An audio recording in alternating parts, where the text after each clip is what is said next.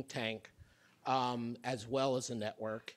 And we just completed a month ago our 7th, I believe it was, annual conference jointly with CF40 in Beijing. They have become our preferred partner and our close friends in China, and they remain a source, as you'll see today, of truly independent thinking.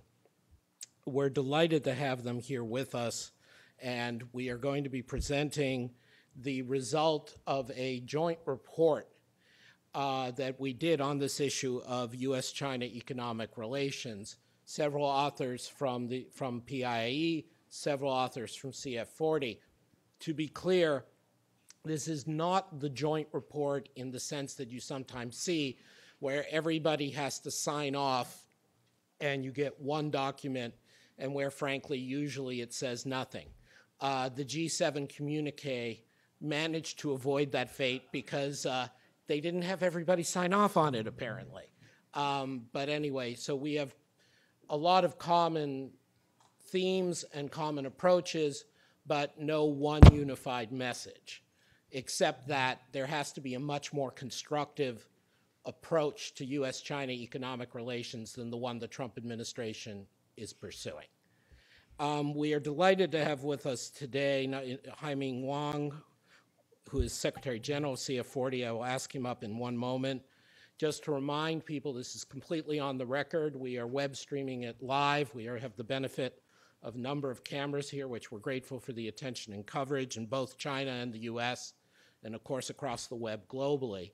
All of the papers from our joint report, as well as the specific presentations today, are now available on the Peterson Institute website, and I believe also on the CF40 website. Our first panel will be on specifically the issue of China-US trade tensions.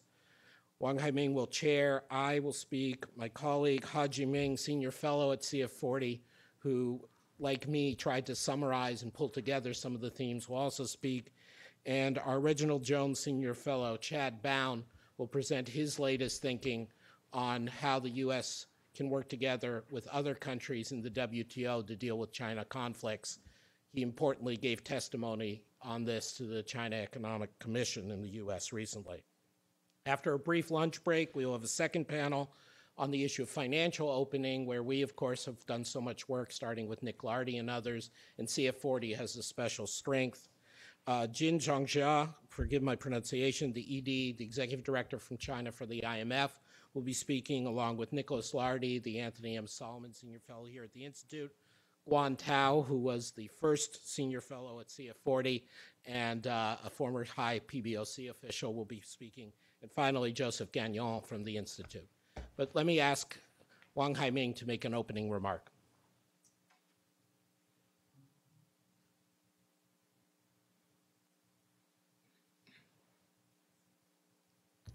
Okay, thank you very much, Adam, for your introduction.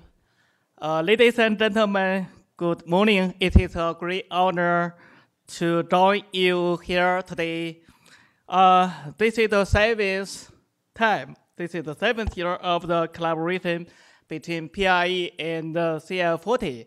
It has been a role model for non-governmental exchange between the two countries. CF40 is, Adam says, CF40 is a leading independent and professional think tank in China. Actually, we began from a platform, 40 members, around 40 years old. In January, we visited PIIE and held a whole-day China Economic Forum, and Professor Huang Yiping delivered the Jingshan report on financial opening. At that time, we also realized the risk of the trade conflict. So in the February, we have a discussion with Adam and decided the joint research topic. So to focus on the trade issues. In the last month, we delivered the joint report in Beijing, and items 10 threats attracted wide attention from all fields in China. Today, I believe Adam has updated the 10 threats. So please, Adam, brief us your latest research for today. Thank you.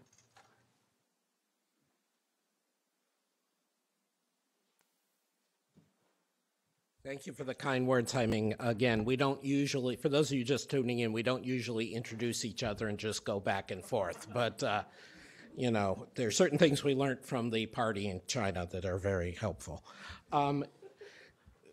So what, in part with Haiming and with all of our colleagues on both sides involved, I tried to distill down 10 economic truths toward resolving U.S.-China trade conflict. I actually wrote down the list and then after the fact realized it was 10. Maybe I was divinely inspired, I don't know. But essentially, our premise going in was that there is an economic reality that should be guiding U.S.-China relations, and the empirically based economists, both here in Washington and in Beijing, wanted to get us back to that.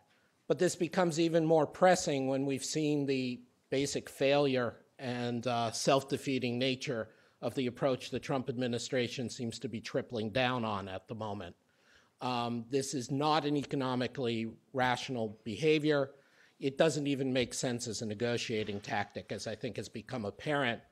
And so if at some point the members of Congress and the Senate in the US wake up and reassert their control over trade, which they have the legal right to do, we're hopeful that these are the kinds of things they will keep in mind going forward. So this is a joint statement of what I'm going to call reality-based economists from China and the US. When we came together, reality-based was not meant so much as an attack on any one party, but the fact that we are empiricists, we're real world, we're not theoretical economists.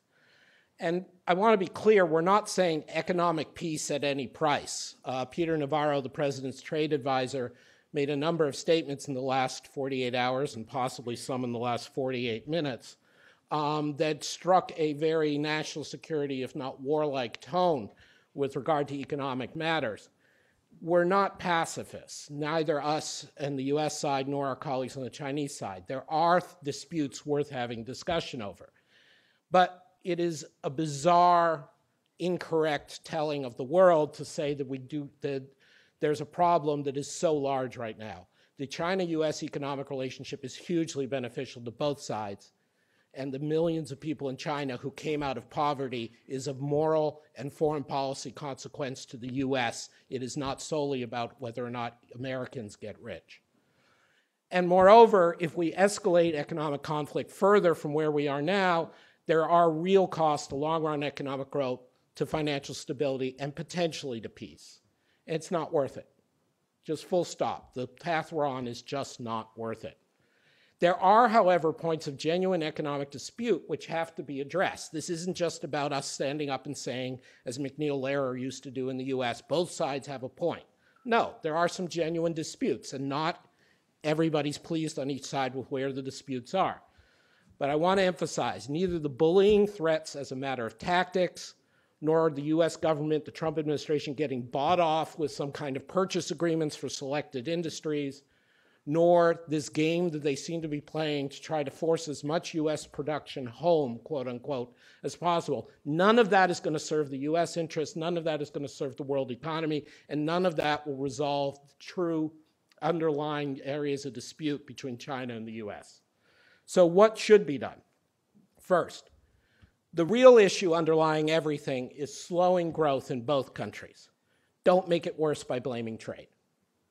We have a situation in the US where, along with all the other Western economies, we've seen a magnificently large slowdown in productivity growth. I say magnificently not to say it's good, but just to make you aware. This is a very significant development. It is persistent. In China, the Chinese government has recognized they cannot sustain 8+% growth indefinitely, partly for demographic reasons, partly for catch-up reasons. If we blame trade for our problems, that's going to get worse rather than better. We have to acknowledge that this isn't about subdividing a shrinking pie. It's about making realistic choices given the pies we have. Second, the Trump administration unilateral threat-based approach is already proving self-defeating and already harming growth. We can see the fact that even if you are a national security type scared of China, that the US is now losing allies left and right in terms of how to approach issues with China, notably technology transfer, an area where reformers in China have an interest in being accommodationist, an area where governments in Europe, Japan, Australia, and other allies, Canada, have an interest in collaborating, and this is being thrown away, if not prevented, by the Trump approach. In terms of harming growth, we can see the fact that a tax cut bill, which has done almost nothing to promote investment in reality in recent months, part of the reason for that is because there is so much uncertainty over what is happening to global supply chains, what is happening to cross-border investment, what is happening to the ability of American companies to make decisions on a market rather than a political basis. The Trump administration approach is already self-defeating. It's time to stop it. Third, those economic disputes that can be addressed using the World Trade Organization and other multilateral mechanisms should be addressed using those mechanisms. This would be something taken for granted by most people until the rise of the current administration in the US. They believe, apparently, that the WTO is an incursion on US sovereignty and decides on biased ways against the US. They believe that the US is in some sense a sucker to China and others. Now, there is a real issue here, as my colleague Chad and others have written about China's market economy status, whether or not it should be granted that in the WTO in fair terms. There are other issues at work. But in those areas where WTO dispute settlement is applicable, China has obeyed almost all of the decisions against it. A notable exception is with regard to union pay and payment systems, but for the most part has obeyed WTO rulings. It is the most efficient and the most fair and the most legitimate way to deal with issues that are within the WTO remit. It is in both the US and China's interest to have that go forward. Fourth, and this is perhaps the most important point, and Chad will pick up on this, some current real disputes, such as over technology transfer and intellectual property, cannot be resolved in the current WTO, at least not without stretching it. So new agreements must be reached. Just like in issues of other areas like slave trade, trade in illegal goods, chemical weapons, environmental damage, cross-border refugees. If you try to get a problem stopped by yelling at another country, a sovereign country, and saying to them, you must fix this problem, nothing happens. The only way you get around these global public bads and these issues is to create a mutually agreeable regime that doesn't have leakage, that involves multilateral standards, and that has verifiable, observable conditions. This is the kind of agreement we should be looking to move towards in terms of mutual respect for intellectual property rights, mutual respect on technology transfer. And importantly, the fact that China is more advanced and working its way up the international value chain means there is more in common between China, the US, and the other advanced economies, not less. There's more competition sector by sector, but there is a greater interest than ever in China in its own interest to have proper protections of intellectual property, to have proper protections of intellectual investment, to have proper protections of supply chains, because increasingly it is not going to be a low-wage radio producer, it is going to be a developer of intellectual property itself. Fifth, bilateral trade deficits are not a reasonable or useful goal for trade policy to target. My colleague Fred Bergston wrote a very good piece on this some months ago in the context of NAFTA. Many others have weighed in. For this audience, I'm not going to belabor it, not because it's unimportant, but because there's only so many times you can explain if an apple falls from a tree, it falls down. The more important point is point 6. Agreements should govern commercial and governmental behaviors, not economic outcomes. We should not be looking for managed trade. Now, this is key. If we're moving into a rules-based system and people are doing things we do not like, you don't assess it by what happens. You assess it by what they're trying to do. The problem, there's a very big difference in whether you are trespassing because you happen to wander across a line or whether you go in with intent to break into someone's house. We've seen this very effectively in the area of currency, where my colleagues Fred Bergston and Joe Gagnon have made a huge contribution with some encouragement from me and others at the Institute, that the focus should be not on what is the level of the exchange rate. The focus should be on whether or not you are manipulating the exchange rate. Similarly, the focus should not be on what is the state of a bilateral trade relationship in terms of bilateral balance or specific industries. The focus should be on, are you doing unfair subsidies? Are you stealing IP? We have to shift the discussion in that direction. 7, where China wants to open its economy, subject to verifiable rules, not just empty statements, it will benefit both China and the United States. My colleague Ha Jiming in his next presentation will talk about some of these issues, as well as help present some of the issues China really has with the US. But the key point is, we saw it in Mexico, we saw it in Japan, we've seen it in country after country, and we saw it in China in the past under Zhu Rongji, that when China wants to reform, when China's leadership wants to reform, making international commitments is the biggest way it can advance its agenda, because it locks in the reforms. It gives an aspiration and a standard. It creates competitive pressure. This is what globalization writ large does. It may have some costs for some people, but you get something for it. You get something profound for it. And so there should be win-win deals that the US and China, or the West and China, should be able to agree on, where China wants opening for its own reasons, and that should help the US as well. 8th, by the same token, Chinese companies have a right to compete with US companies and to succeed in any sector, including in high tech. They do not, however, have an entitlement to US technology. So some of that will probably sound like code to you, so let me spell it out. There's a great deal of concern in the US, around the world, about the so-called Made in China 2025 policy. There's a lot of reason to worry about it. There's a lot of reason not to worry about it. But the point is, it is unreasonable for the US or any country to view another country trying to compete in an industry per se as being a threat. China must be allowed to develop, and develop in whatever industries it is capable of doing fairly.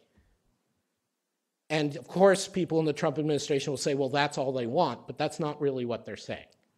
They're saying that it is inherently a threat if China wants to be a leader in this industry or that industry or the other industry.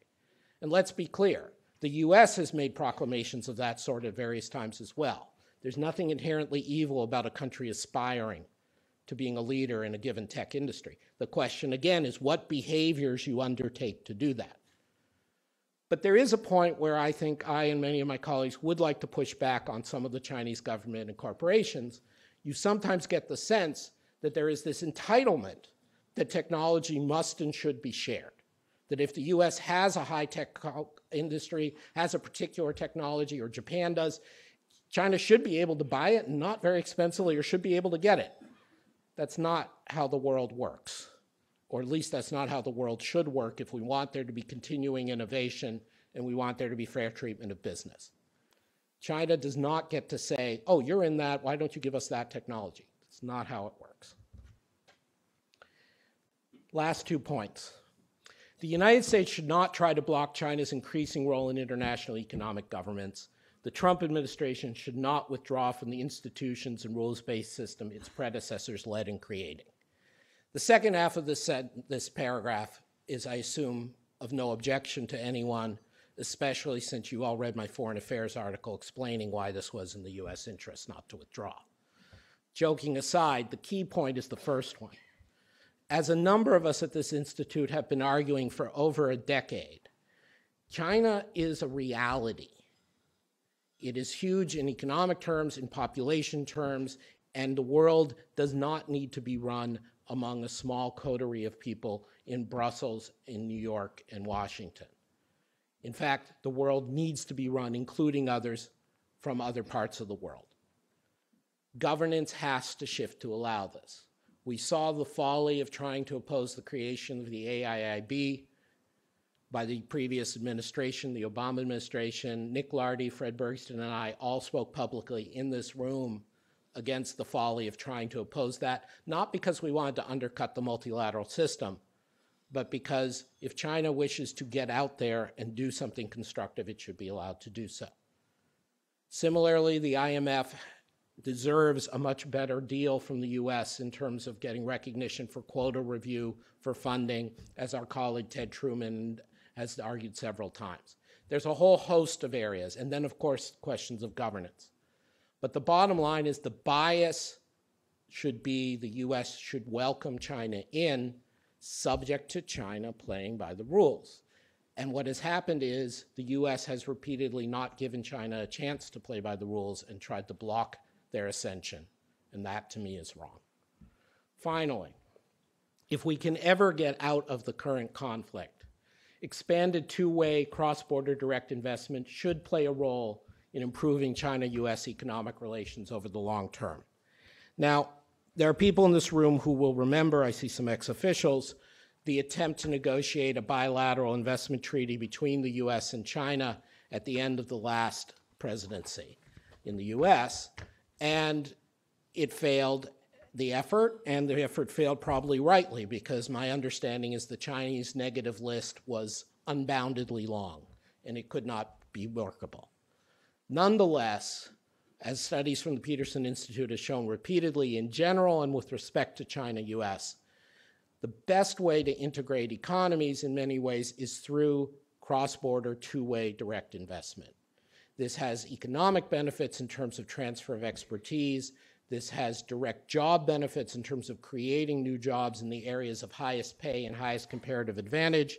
This has a political benefit, as we saw from Japan's investment in the US following the trade difficulties of the 80s and early 90s.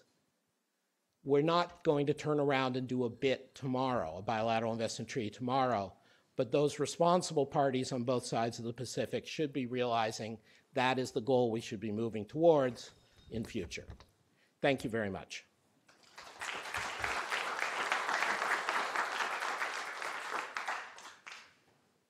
Thank you very much, Adam. From 10 truths to 10 lessons. Now, my colleague, CL40 Senior Fellow, Dr. Ha, please.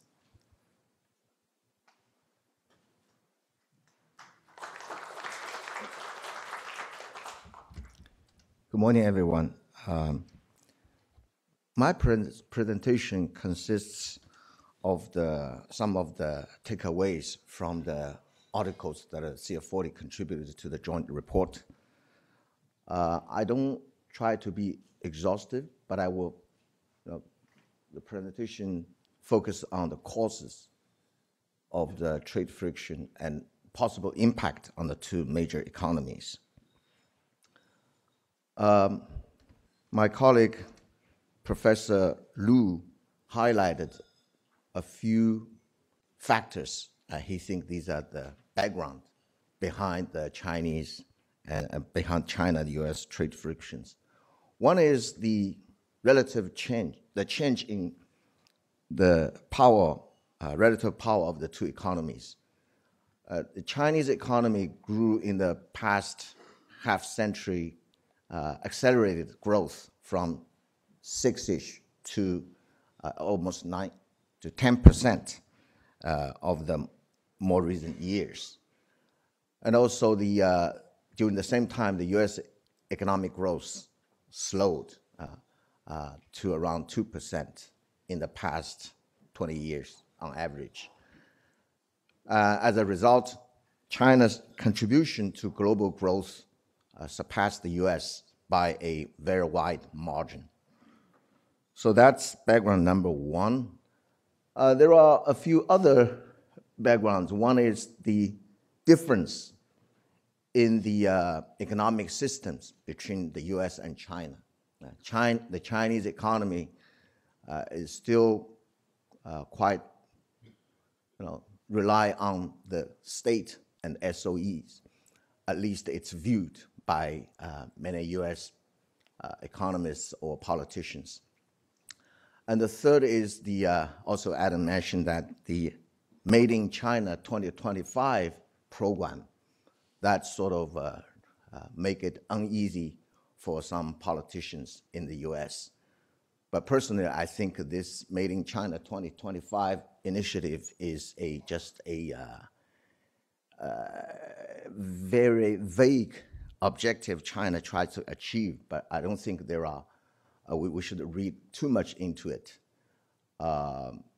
It's a document issued by mainly prepared by one single ministry.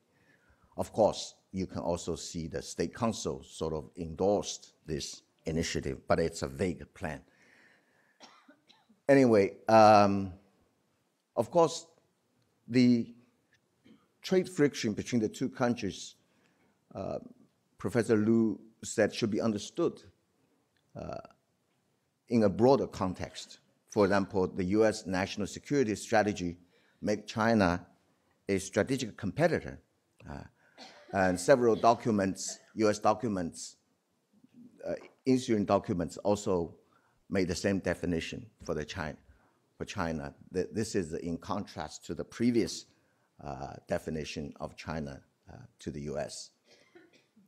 And of course, the US has its own issues. For example, the US is going to have a midterm election coming soon. So politicians need to do something in order to win the election. Within the administration, there are personnel changes. So you know that better than I do. It turns out that the hardliners are now taking more important positions, whereas the pro-trade officials either left voluntarily or involuntarily. So now let me focus on the factors or the causes of trade imbalances between China and the US. If you look at the overall balance of payment, China's current account surplus stood at 1.4% of GDP as of last year. It's pretty much balanced. However, on a bilateral basis, China's trade surplus against the US account for 46% of the overall US trade deficit. This is greater than the largest 9 trade partners combined. Like Mexico is number 2, Malaysia is number 9, but all these countries combined account for 44% of US trade deficit. So politicians will definitely pick up China saying, well, you need to reduce your deficit, your surplus against me. I think there are a number of factors behind the bilateral trade imbalances and also the US overall trade imbalance. One is the role of the dollar. This chart shows that before 1971, the US didn't have much trade deficit. But after the dollar was depegged from gold, the US monetary policy sort of is no longer constrained by the peg. And we end up seeing trade deficits in the subsequent years. And in some years, the deficits are very sizable. And those countries that earned dollars through trade surplus were very much willing to invest in the US bond or stock market. So this has caused another round. This is the recycling of the dollar made the US more able to have trade deficits. The second factor is the so-called world factory status of the Chinese economy, particularly since China joined WTO in 2001. China imported a lot of intermediate goods and raw materials from other countries, but produces final consumer goods to be exported to the US and EU. So as a result, China has a lot of trade deficit with respect to those countries like Korea, Australia, for example. So this is the reason why China has a huge bilateral trade surplus against the US, but overall current account is pretty much balanced. A third factor is the savings rate. China has huge savings rate. Household savings rate in China is now still around 25 to 30%. That's probably the highest in the world.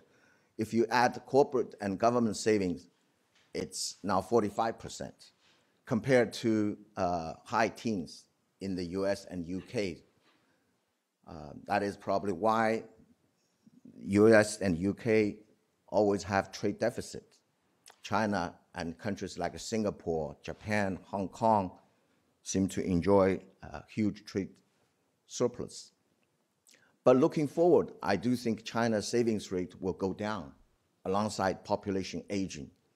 So it's just a matter of time. China will probably end up being a trade deficit country. Sectoral-wise, China exports a lot of consumer goods to the US, cell phone, furniture, clothing, toys.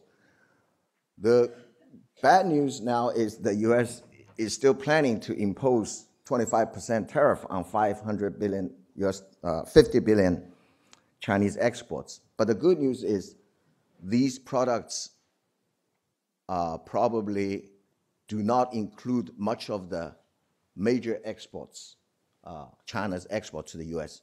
So the impact on employment, because these sectors are mainly labor intensive, so the impact on employment as of now looks like still manageable.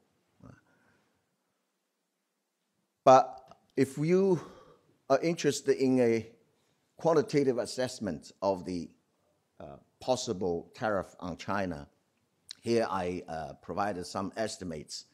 That 25% tariff on 50 billion US dollar Chinese goods do not seem to have a very big impact, estimated at 0.1% of GDP.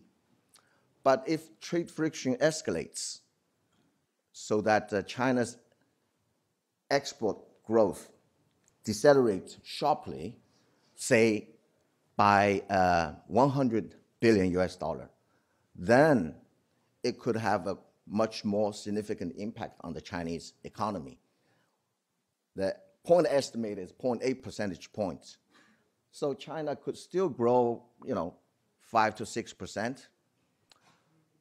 But I tend to be looking forward to a better scenario in which both countries would not impose sanctions against each other, and China would further expand its domestic demand by importing more products from the US, and at the same time by opening up its services sector to the US.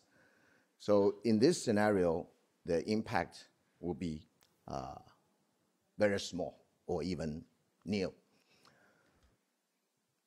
The question is, does China have the capacity to increase imports from the US? My answer is yes. If you look at the share of consumption in China's GDP, it's probably the lowest among the major economies in the world, at only 39% household consumption in relation to GDP. This is much lower than the 69% in the US, even compared to developing countries like India. They had 59%. Also, China's imports of consumer goods in relation to GDP is way below major economies. no matter you compare it with developed countries or developing countries. That's the second chart shows. Yes, 3 minutes. Okay, I think I need to accelerate a little bit. So China does have a huge room to increase imports from the US, particularly consumer goods, agricultural products, energy products. Actually, a lot of Chinese tourists, when they visit the US, when they visit Europe or Hong Kong, they buy a lot of goods. Chinese spend like 25% of their travel budget on shopping, compared to 15% by other countries' tourists. Given that I have only 2 minutes, I think I need to talk a bit about this chart. I think China's imports of technology products and China's receipt of foreign direct investment are the two important growth drivers behind the Chinese economy. A simple regression shows that these two factors have significant contribution to China's economic growth, and they are, by the way, statistically very significant. There are some other drivers or negative contributors to China's economic growth. I don't want to talk too much about that, but I think imports of technology products and FDI are the most important factors behind China's growth. Well, China also imports a lot of products from the US, but they mainly concentrated in machinery, automobile, aircraft, and soybean. So no, it's not as surprising when China announced some retaliatory policies.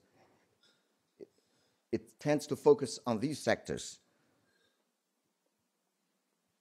But I think from a macroeconomic perspective, if the trade war escalates, China's retaliatory policy could impact the US inflation.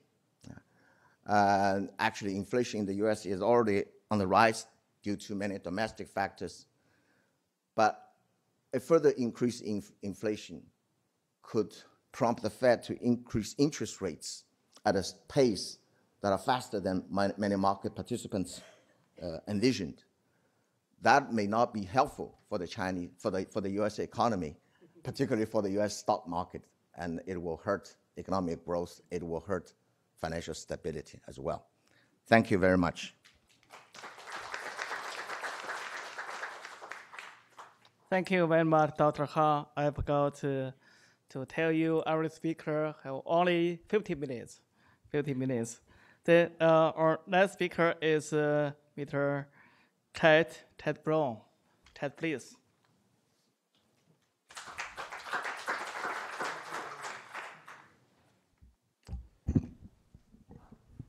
Great. Thank you for the opportunity to be here. So the title of my talk is Using the WTO Today and Adapting It for Tomorrow. But what I'm going to really try to do in this piece is to talk about state-owned enterprises. So as Adam indicated, this is, I think, one of the areas of particular conflict at the moment between China and the United States, but it's one of many. But I think it provides a useful lens for helping to walk us through why the current set of policy tools that the United States in particular hasn't worked. The issue, nevertheless, isn't going away, and yet why some new, longer-term and more cooperative and systemic approaches are needed. And so basically, I'm going to do 4 things. I'm going to focus on why and when not China's SOEs are a concern to Western advanced economies like the United States. Why the current approach doesn't work, and then a 2-pronged approach to sort of fix it within the multilateral system. And so within the WTO, what we can do today and how it needs to be adapted for the future. Okay, so the first is just to make the point that China's state-owned enterprises aren't going away. So the first decade or so after China's entry into the World Trade Organization was obviously a period of tremendous growth. There was continued reform of the Chinese economy. My colleague Nick Lardy has documented extensively how the role of the private sector grew enormously as a share of industrial output, exports, all of the major contributors to China's success during that period. Nevertheless, the role of the state in the Chinese economy didn't entirely go away. It transformed a bit. And in the period since 2013 in particular, we've seen a bit of a resurgence of the state in economic activity. So this is clear that it's just a feature that we are going to have to address. We're going to need to think through how and why it matters for economies, trading partners like the United States, and to think about adapting the existing system, the WTO, to recognize that. Okay, so why might it matter from an economist's perspective? And I've listed kind of 4 points up there as to why I think it might matter, or for certain industries, certain sectors, certain relationships, it's something for us to keep an eye on. The first is when there are global shocks. So think of a negative, demand shock out there in the world that should affect all suppliers around the world equally. If the Chinese system isn't accommodative of that, because Chinese SOEs, refuse to lay off workers, they refuse to allow for bankruptcies, then in a sense, if adjustment is costly, and I think we have some evidence in the United States during the last 10 years or the first decade of the 2000s that adjustment in labor markets in the United States, in communities, due to shocks has been particularly costly, then that would mean simply that China isn't bearing its fair share of the costs of this, right? And this is a reason why we need to be thinking about this as potentially allowing our systems to coexist. Second, there may be instances in which, in particular industries that are heavily concentrated, you think about strategic concerns, strategic in the economic sense, think Boeing, Airbus, right, where there's high fixed costs, very few firms, oligopolistic types of industries. With very few firms, allowing for, if we think of state-owned enterprises, essentially firms receiving subsidies, this could lead to strategic behavior, right, or profit-shifting behavior that might give firms a firm in one country unfair advantage over firms in another. We might also be concerned about the global concentration of activity in a particular sector occurring only in one country, especially as we've observed with the case of China, examples where when China has market power, when it is the global supplier of, say, rare earth metals or raw materials, it will exert market power by restraining exports, right? That's something that we might need to be concerned about as well as the potential for global efficiency losses if too much activity is being concentrated in a market where the firms aren't necessarily innovated because they're state-run. So that's just to say that this is to set us up. The WTO needs to be accommodative. What I wanted to walk us through first, though, is how the U.S. existing approach has not worked. And I think this is important because I think folks are too dismissive at saying, well, we're just going to continue to use existing tools. I'm going to tell you, or I'm going to try to make the case that existing tools have contributed to part of the problem. I'm going to use the example of steel to kind of walk us through there, but it's also going to hold for, think of aluminum, think of solar panels, so it's really just representative. The steel industry in the United States has received protection from imports for decades under a variety of different tools. This is just showing the data for anti-dumping, countervailing duties, safeguards, those types of instruments. This is data through 2017, so this is before the national security tariffs that were just imposed in March. And what you can see here is this is the share of imports, the share of U.S. imports from China and from non-China, the rest of the world, each year that is covered by those types of import restrictions, anti-dumping, countervailing duties. By 2009, 80% of U.S. imports from China had basically already been stopped because of those sorts of policies. By the end of 2017, 95%. These tools have basically stopped the imports from China from coming directly into the United States market, but they don't address at all the underlying issue. So instead, what you see happen, and let me just go back one side, is in the period since 2015 or so, you start to see the United States expanding the use of these trade restrictions beyond China to other trading partners, to Europe, Brazil, Japan, Korea. Why? Steel is essentially, it has properties that are somewhat commoditized. Stopping the imports from coming into the United States doesn't stop China's exports from going to third markets. China's exports go into third markets, that squeezes other producers out of those markets and into the very attractive US market that has higher prices because of import restrictions already in place. They don't tackle the underlying problem. the trade restrictions start to expand onto other countries as well, first through anti-dumping, or what we've seen recently, which is the use of the national security tariffs, right? On steel, we see the same story for aluminum, or under different laws in solar panels, as we saw in the Section 201, the global safeguard case, right? So what's happened is, as China's growth has slowed, as Adam indicated, a natural phenomenon, say, it's now exporting a greater share of its production, and certainly in the case of steel. But the US tariff legacy creates incentives for China to export more to third markets, to move quicker into downstream products.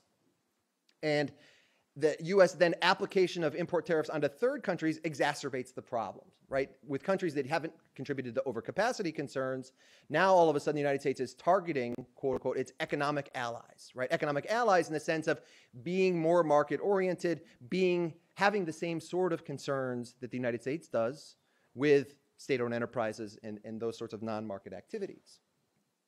Same story with aluminum. I'll just work us through there. The main point here is that the policy approach to date hasn't worked, and doubling down on it, whether it's through anti-dumping, additional enforcement, we can talk in the Q&A about things that the administration is doing on transshipment, utilizing the particular market situation and dealing with anti-dumping. None of these things are going to work to get at the underlying issue. Okay, so these state-owned enterprises aren't going away. We have to accept them as a reality. We need to think about accommodating the WTO system to address them. How are we going to do it? So here's my new approach. And you're going to see it's going to look a lot like other approaches that have been used or proposed in other contexts in the past. So there's going to be a lot to work from here, a lot to build from that we've already done, but that would be beneficial to heading us down this path. So the two-pronged approach is going to be two-faceted, obviously. One is to work within the WTO system to develop new rules. But a second is to use the existing dispute settlement features, system, to take on the sort of subsidy programs that exist where there are rules in place to do so. I'm going to argue this is going to be useful for a lot of reasons. One is that it might shed light, the WTO dispute angle in particular, might shed light on, or it will shed light on where current rules are insufficient. That will incentivize the creation of new rules. It will also incentivize China's participation in this process, right? And to the extent that we have been concerned about China's failure to engage in, say, the Doha round of negotiations constructively, this is a particular moment where we could get that to change. So where should we start when we're thinking about new rules for state-owned enterprises? Well, if we go and look around at a lot of the new initiatives on the free trade agreements that have been proposed in recent years, for the United States, the TPP agreement, the Trans-Pacific Partnership Agreement, it's got a state-owned enterprise chapter. I'll put that up in a moment. The CETA, the TTIP, there were all proposals for state-owned enterprises in these agreements. The EU agreements all have SOE chapters in them. The OECD program, the OECD has a work program on state-owned enterprises. They have been tasked already with developing this overcapacity forum to deal with steel.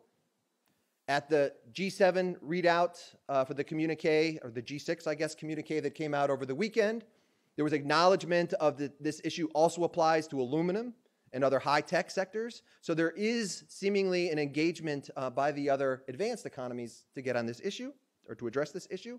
And then finally, the European Commission has been dealing through its state aid rules with the concerns raised by its differing member states' levels of state-owned enterprises for decades, right? There's lots of institutional materials and experiences that we can draw on.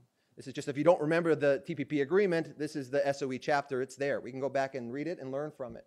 What are the critical features of these chapters in these agreements that we could build from?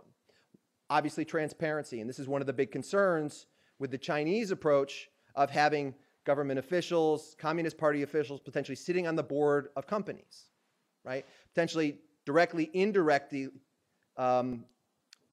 promoting certain non-market oriented behavior.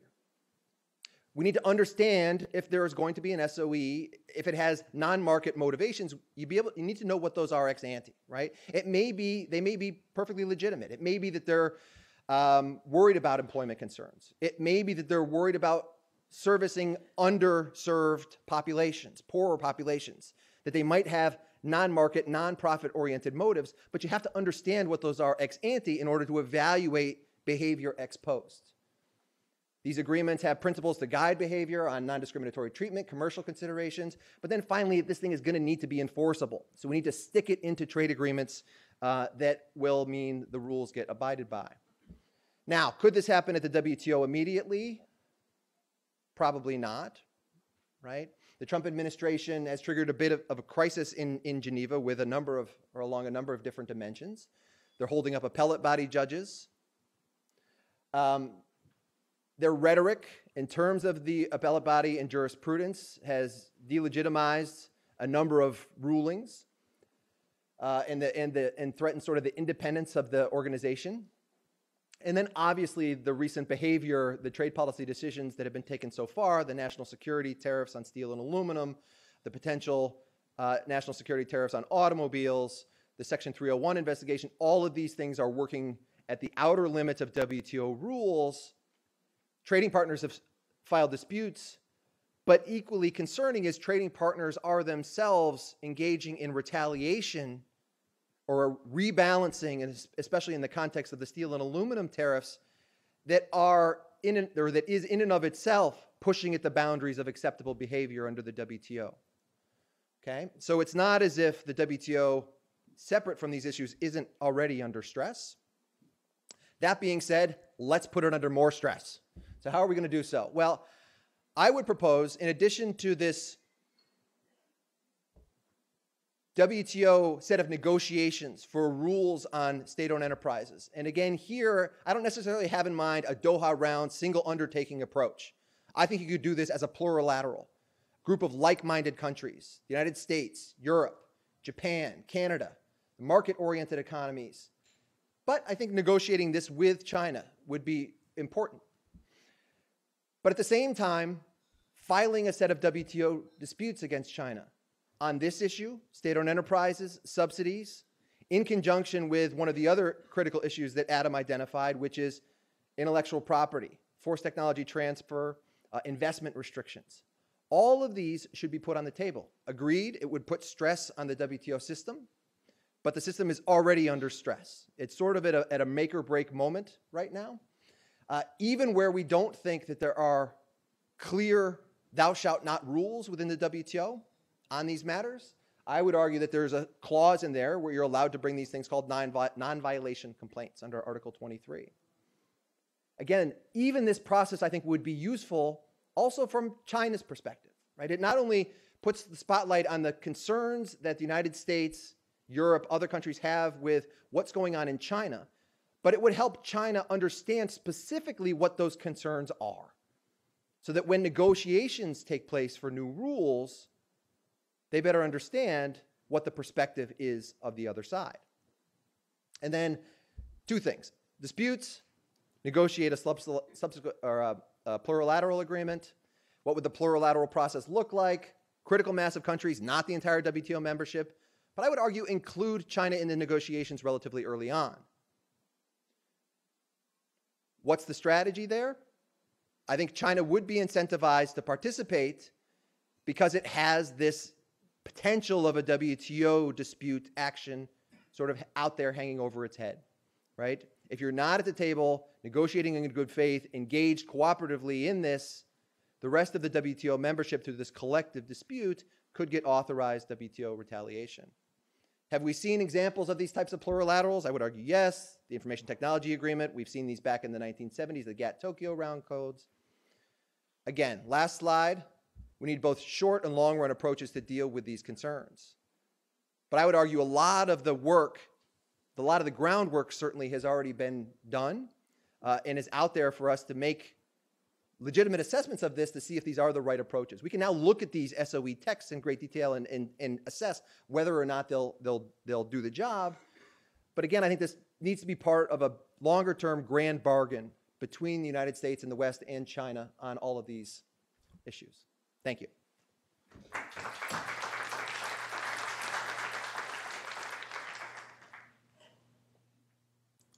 Thank you very much.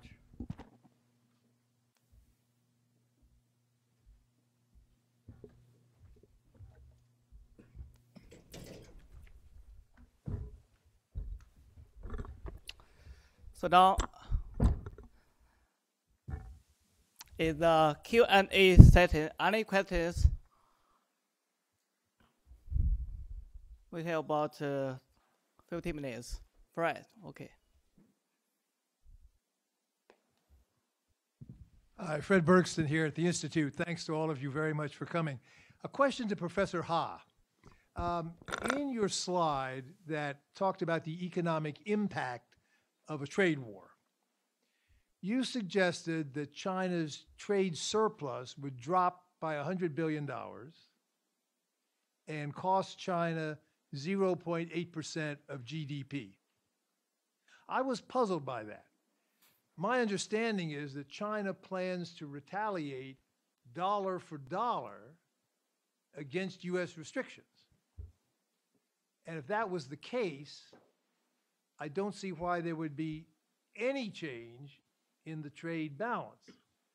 But you seem to be referring to a paper from one of your colleagues, and I'd like you to explain that. Okay,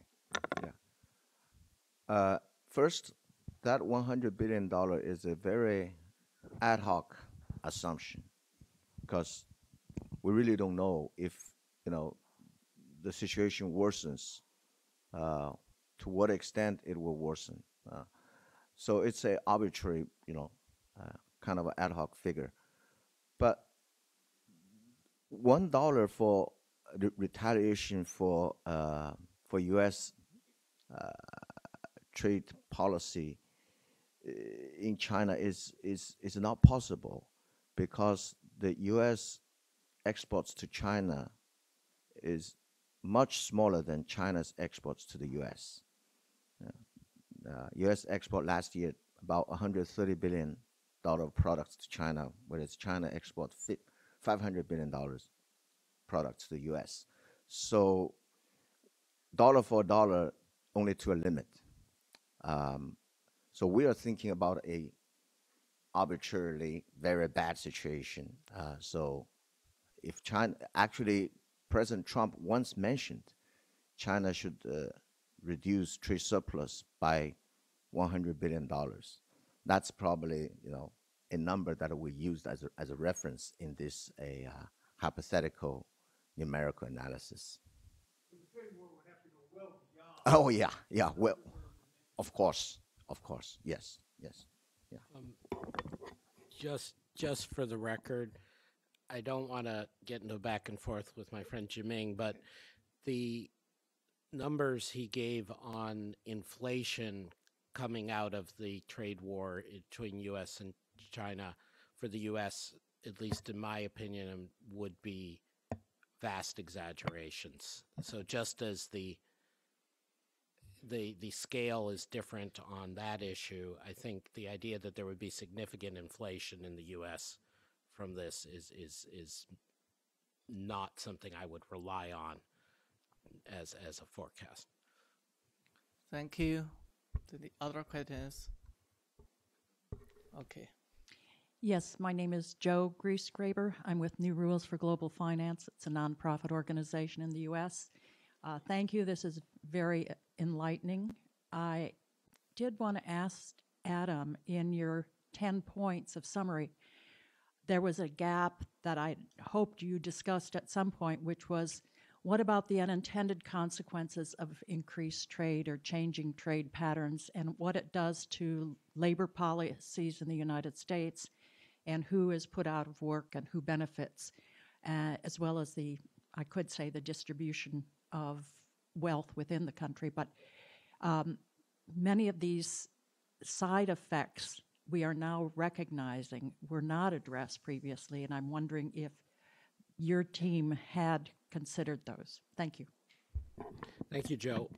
We of course consider those, but the continued linkage of job displacement and distressed communities to trade, or particularly to China, as opposed to other developments in the U.S. economy and society, is, I think, mistaken. Even if you take seriously the Otto Dorn-Hansen China shock paper, they talk about somewhere between 1 to 2 million people being displaced over a 10-year period. As you well know, millions of people are displaced every month in this economy. So, and I don't know why people displaced by trade are any different or any more or less deserving than other working people in the U.S. The other point remains that the amount of dislocation and suffering in the U.S., as you well know, Joe, and you've spoken about in the past, for any given shock to the economy remains infinitely worse in the U.S. than in any European economy, than in Australia, Canada, New Zealand, arguably even Japan. And this goes directly to the perversions of U.S. politics, the lack of a welfare state, the lack of union representation. All of these are failures of the U.S. society and the U.S. government, and they make every economic adjustment in the U.S. worse than it has to be in human terms. But there's nothing specific to China or trade about that. The same is true right now when the Trump administration pursues anti-labor policies that further reduce labor's bargaining power, labor's ability to have a minimum wage, labor's ability to organize. All of those are terrible things, in my personal view, that will cause horrible harm to people in this society, far greater than any trade deals. There is always the claim that somehow being globalized makes it impossible to respond to these things, but that, of course, is simply specious on the facts. We know that every other G20 economy, with the exception of Japan, does more trade, is more open than the U.S., and we know that every other G20 economy that is at least 3/4 as rich as the U.S. has a far, far wider welfare state. So, yes, we are failing our working people. It has nothing to do with trade. It has nothing to do with China. The fault, dear Joe, lies not in the stars, but in ourselves. Okay.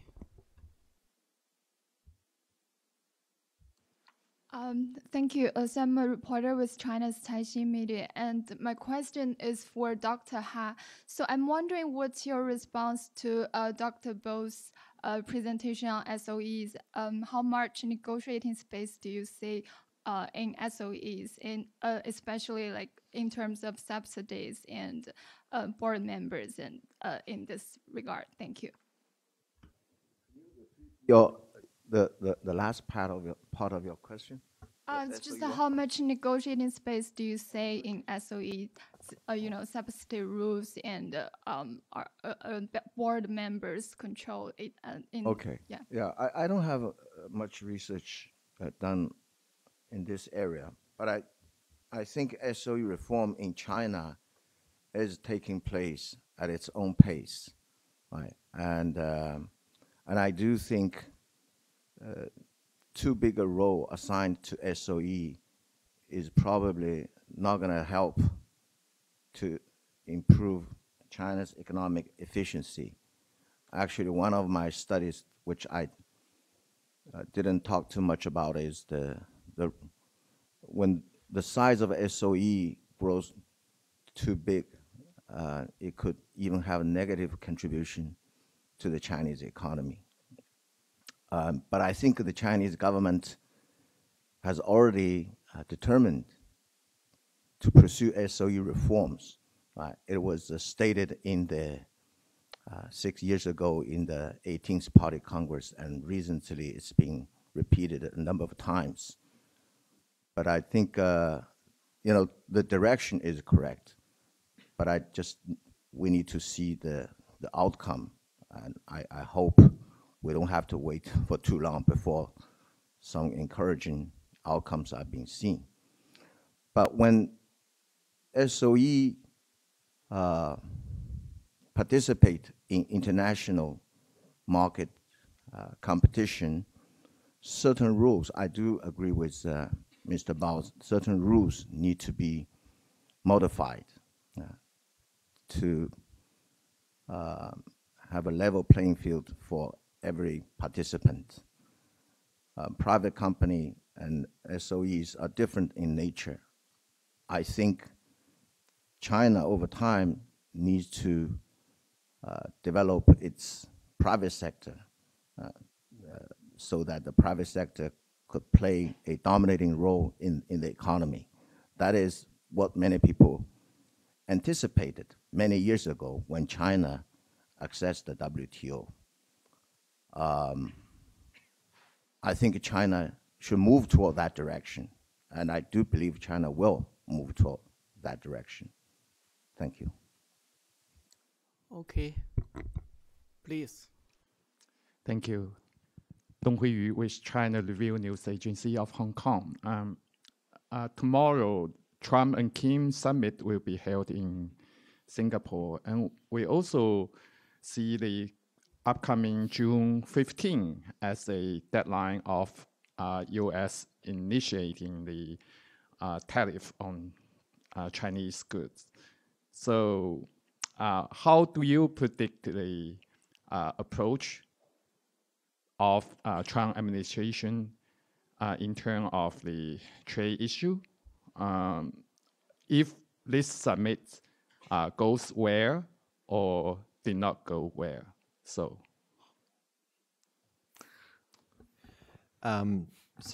it's a great question. I don't predict with the Trump administration. I think it's a fool's errand.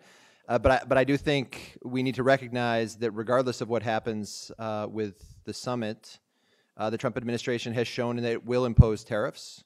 You know, when it extended the steel and aluminum tariffs under the national security law, especially on Canada, Mexico, Europe 2 weeks ago, you know, American allies, and especially in the case of Canada, you know, these are part of North American supply chains that are going to really, really hurt. This shows the Trump administration is serious about imposing tariffs. And so I think we have to take seriously the reality that they could very well impose, you know, $50 billion worth of tariffs on China as soon as June 15th.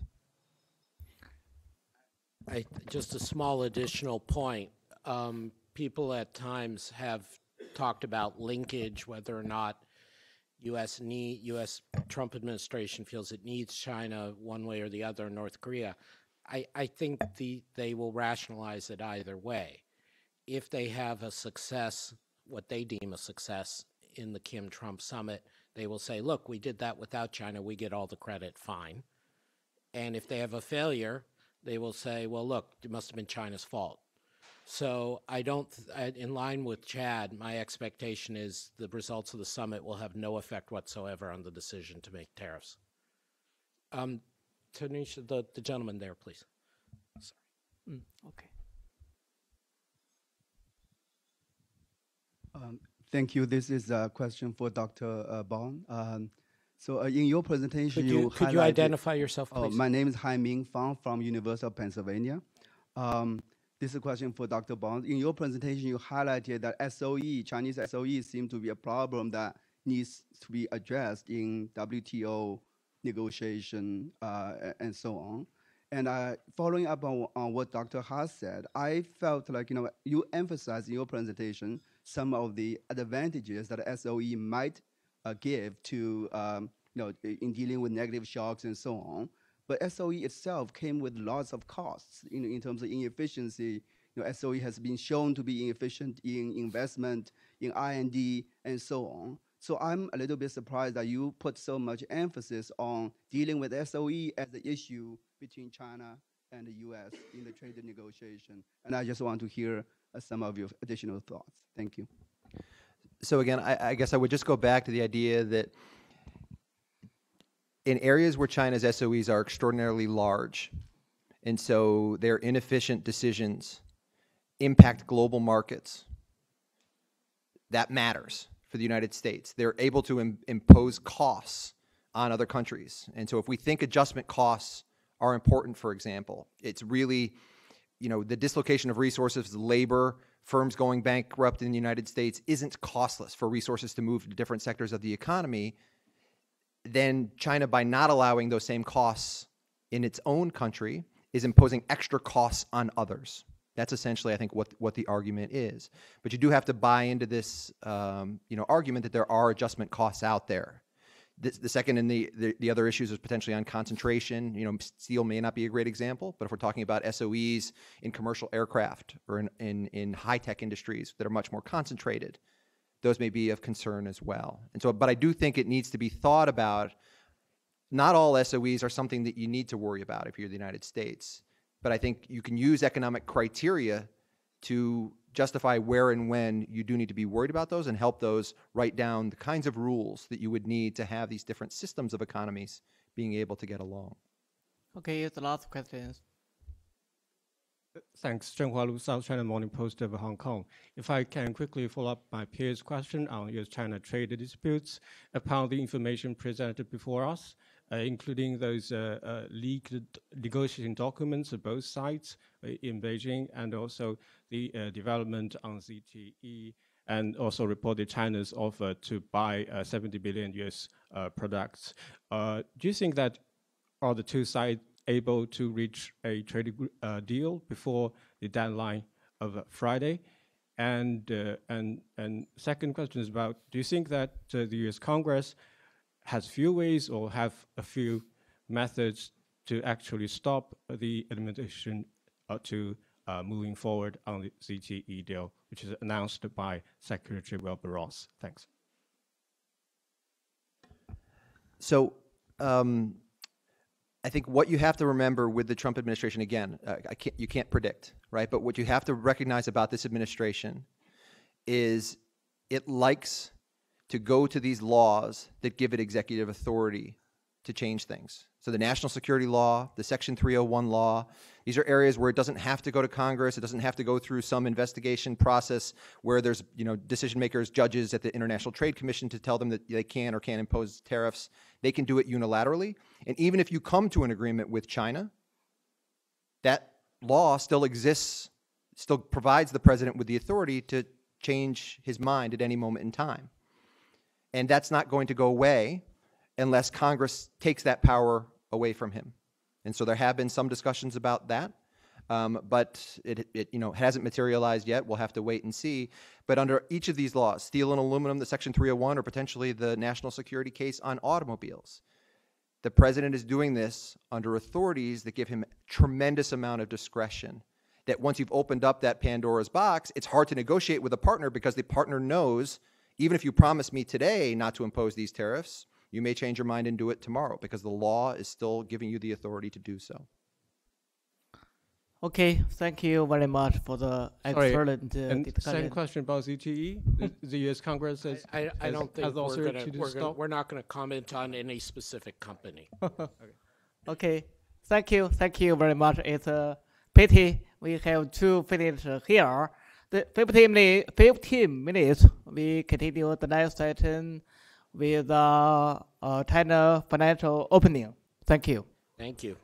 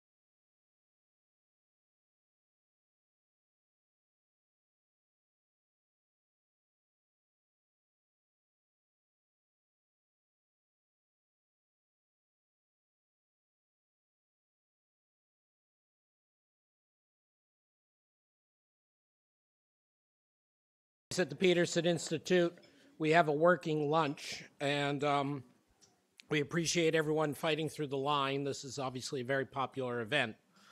So I'm Adam Posen, president of the Peterson Institute for International Economics. And again, we're delighted to be doing a joint event with our partners from the China Finance 40 Forum, China's leading independent economic think tank. We had our morning session on trying to create a constructive approach to China-U.S. trade tensions. We're now going to pivot into another issue of great importance, although perhaps a little less immediate topicality, the opportunities and challenges arising from China's financial opening. This is, of course, of interest to the whole world from the perspective of financial stability. This is, of course, of interest in the trade sphere because potential openings from China in its largely government-controlled financial sector could have an effect on trade balances and trade flows. But of course, this is most important for China's own development, growth, and stability going forward, in which we here at the Peterson Institute and everyone has a great interest. We're very fortunate to have 4 experts to speak today on our panel, 2 from CF40 and 2 from PIIE. The first speaker, let me introduce all 4 of them to keep efficiency going and to give them all a chance to finish eating. The first speaker will be Jin Zhongjia, and please forgive, I know him well, but please forgive my pronunciation. He's currently the executive director for China at the International Monetary Fund, an invited member of CF40. He's graduated from Peking University and University of Hawaii with a PhD in economics, and he served in the People's Bank of China from February 1988 to 2015, rising through a number of positions, and since then has been the ED for China at the IMF. He has done a lot of work in research on financial sector reform, and the papers include such things as China's Marshall Plan, studies on China's foreign infrastructure investment strategy, and some thoughts on China's future economic development. He will be followed by our own expert, Nicholas Lardy, the Anthony M. Solomon Senior Fellow here at the Peterson Institute. As I never get tired of saying, Nick is recognized as the U.S.'s greatest expert on Chinese economic development, particularly in the financial sphere. Nick has a book forthcoming this fall from the Institute, and I'll let him preview that as part of his remarks. We are fortunate to say that Nick has been with the Institute since 2003. He will be followed by my good friend Guan Tao. Where's Guan Tao? He's here somewhere.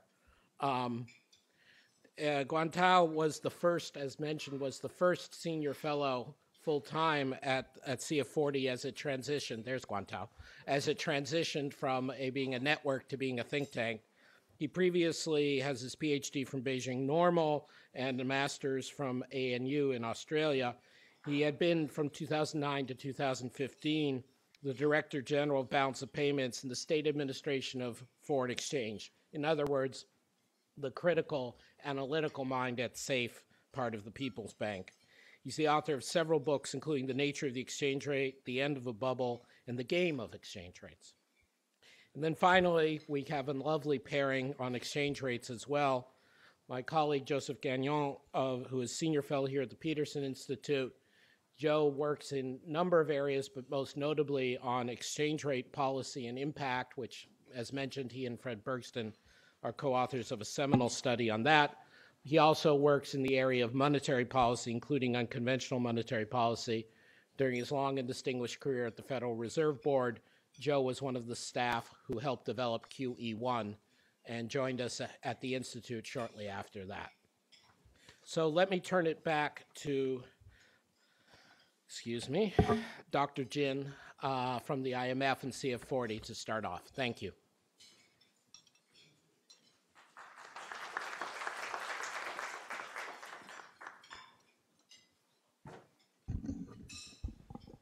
Thank you, Mr. Posen, for your very kind introduction. So I will talk about China's financial opening up, challenges and opportunities. So in the most recent Boao Asia Forum held in March this year, President Xi Jinping announced that China has decided to substantially open up its economy in many sectors, particularly in financial sector. This is a decision based on a careful and comprehensive evaluation. This can be observed as early as in 2016, 2 years ago, before President Xi's announcement in Boao this year. The official magazine China Finance, for example, published central bank officials' evaluation on the openness of China's financial sector. It first fully recognized the progress made and the commitments realized since China's entry into WTO, such as measures in relaxing restrictions on entry of foreign financial institutions, increased the number of foreign establishments, and expanded geographical and operational coverage of these institutions.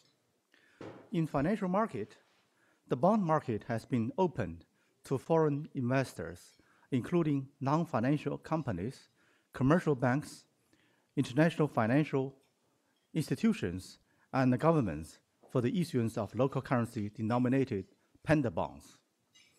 Investment channels have been established for foreign investors in various specific channels between mainland China and Hong Kong, SAR, and through the inclusion of Chinese stocks and bonds into international indexes such as Bloomberg and the City Index, as well as Morgan Stanley, MSCI. Qualified institutional investors can also make inward and outward investments through QFII, RQFII, and QD. Chinese banks have significantly expanded their international business by establishing an ever-increasing overseas network covering all the major regions and countries.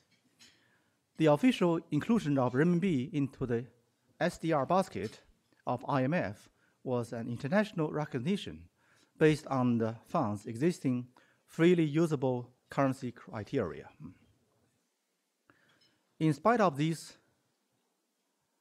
remarkable achievements, the official self-evaluation concluded that China's financial opening up was behind the faster development of the Chinese economy, and the level of internationalization is lower than the relative position of the Chinese economy in the world. For example, the market share of foreign banks has been low and even decreasing, from 2% in 1990s to about 1.3% in 2017. The situation of foreign security firms and insurance companies has been very similar to the situation in the banking sector. Despite of seemingly many forms and channels for international investments, the opening of China's financial market has been more or less symbolic and limited. Foreign investors only account for 1.2% of total market capitalization in the interbank bond market, much lower than the average level of about 10% in emerging markets. The debt and the liquidity of China's foreign exchange market is still relatively shallow and insufficient, and the market price is subject to excessive influence of several dominating institutional players. The institutional environment, or the legal and the regulatory framework for China's financial sector, is also relatively weak. The accounting and the auditing standards and rules used by foreign institutions in the bond market are subject to domestic or domestically recognized principles, and only domestic auditors or domestically recognized foreign auditors can be chosen by foreign market participants. There is no clear and detailed regulation on whether the yield obtained from capital market is subject to taxation and how taxes should be collected. Transparency and the disclosure requirement are relatively weak compared with international standards. it is clear that there is a need to modernize and internationalize the financial sector in China through further reform and opening up. There are some preparatory works that need to be done for further opening up. The first is to convince people that further financial opening up will benefit the economy. Based on a careful review on China's experience since its entry into WTO, the answer becomes clear that the opening up will facilitate competition and improve efficiency. Advanced management models, techniques, products, and the supervision methods can be introduced to modernize China's financial sector and improve resource allocation in real economy in the further opening up process. Another challenge is to answer whether higher foreign ownership or even full foreign ownership is not a threat, but a manageable benefit. A survey led by the central bank shows that majority control by either Chinese or foreign investors are better than a mixed and balanced ownership structure. Given the size and comparative advantage of local banks and their performance in overseas markets, the authorities have built up some confidence to engage in a more direct competition with foreign banks in China. The third issue is how to pursue the opening up under the existing exchange rate mechanism and a still heavily controlled capital account. An official-led investigation based on both international and China's own experience suggests that financial sector opening up should go hand in hand with a more flexible exchange rate and a more liberalized capital account. And the degree of financial opening up, exchange rate flexibility, and the capital account convertibility should be consistent and coordinated with each other. Based on prudent preparatory study and internal evaluation, President Xi formally announced in Boao Forum China's decision on financial opening up, and that was immediately followed by a detailed explanation by central bank governor in a press conference. The authorities emphasized the two major conceptual characters of this round of financial opening up. The first character is that the financial sector has been identified and categorized as a competitive service sector. It should be governed by the principle of pre-establishment national treatment and negative list management.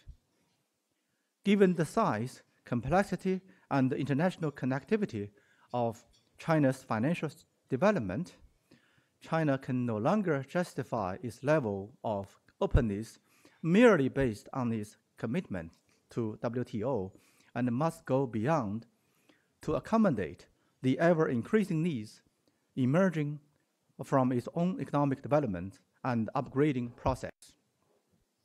Negative list management will require a transition from presumption of guilt to presumption of innocence, from differentiated treatment to equal treatment, which is regardless of Chinese or foreign establishments, or private or public entities.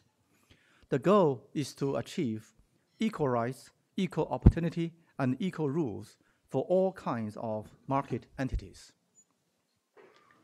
The second character of this round, financial opening up, is to carry out a phase-in reform in exchange rate regime and the capital account liberalization in an orderly and coordinated manner. It is emphasized that a market-determined, more flexible exchange rate is necessary to effectively respond and adjust to cross-border capital flow, enhance macroeconomic resilience, and increase maneuvering space. A market-based flexible exchange rate is also necessary to reduce reliance on capital control, facilitate price discovery, and enhance investors' confidence. The opportunities associated with this opening up could be substantial for foreign financial institutions and related service providers. We just need to mention several factual figures. The total asset of China's banking sector is now ranked number 1 in the world. In the top 10 globally systemic important banks, 4 are from China. The market capitalizations of both China's stock market and the bond market are ranked number 2.